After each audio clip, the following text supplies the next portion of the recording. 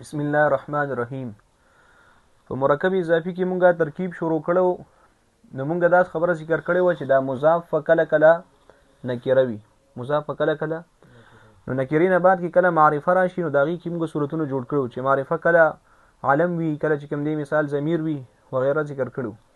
اوس زموږ نن سبق دا دی چې کله د نکرې نه بعد ان ناسبه د فعل سره ذکر شي، نو قاعده دا ده چې کله په ترکیب کې یو اسم نکره راشي او د نکرې نه بعد ان ناسبه راشي او د ان ناسبه د سره د فعل خپل نه ذکر شي، دا ان ناسبه سره د فعل خپل نه په تعویل د مفرد سره مضاف الیه جوړیږي د فرد نکری مضاف. لکه دا مکتوب کلمه زوم ده کنه اعجبنی عادتو ان تدریبا، نو ګوره دې کې موږ ترکیب داسې کوو چې اعجب فعل نون وقایه یا ضمیر د متکلم ولا مفعول به، نو عام ترکیب خدا لري چې دا عادتو د دې لپاره فاعل جوړیږي، خو لیکن دلته کې دا عادتو نکره د دې نه بعد راغلي ان ناسبه او بعد کې د فعل ذکر دی، نو دې کې بس ترکیب داسې کې چې ګوره دا عادتو دا به مضاف جوړ کې، عادتو به مضاف شي.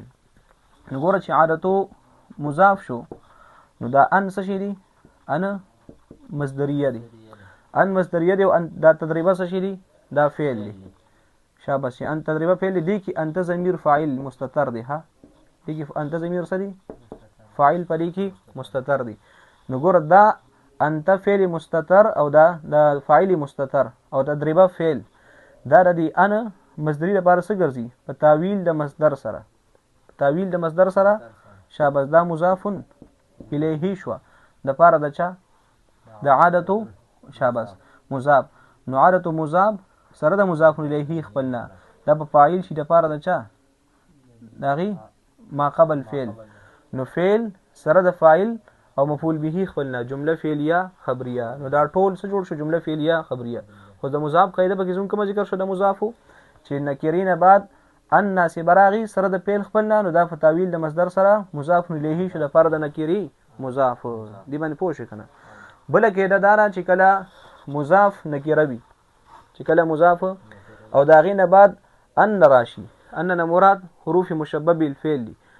نو ګوره دی کې قاعده دا چې کله د نکرین بعد ان راشي حرف مشببه بالفعل، نو دا به سره د خپل اسم او خبر خپل نام مضاف الیه جوړیږي د فرد نکری. لکه ګوره دی مثال کې موږ ذکر کړی اعجبنی عادتو ان زیدا قائم، نو ګوره اعجبنی مخکې په شان ترکیب دی فعل شاباش نون وقایه ضمیر متکلم مفعول به، عادتو دا نکره ده کنه، نو نکرین بعد کې سره غلی ان حرف مشبه بالفعل، حرف مشبه بالفعل.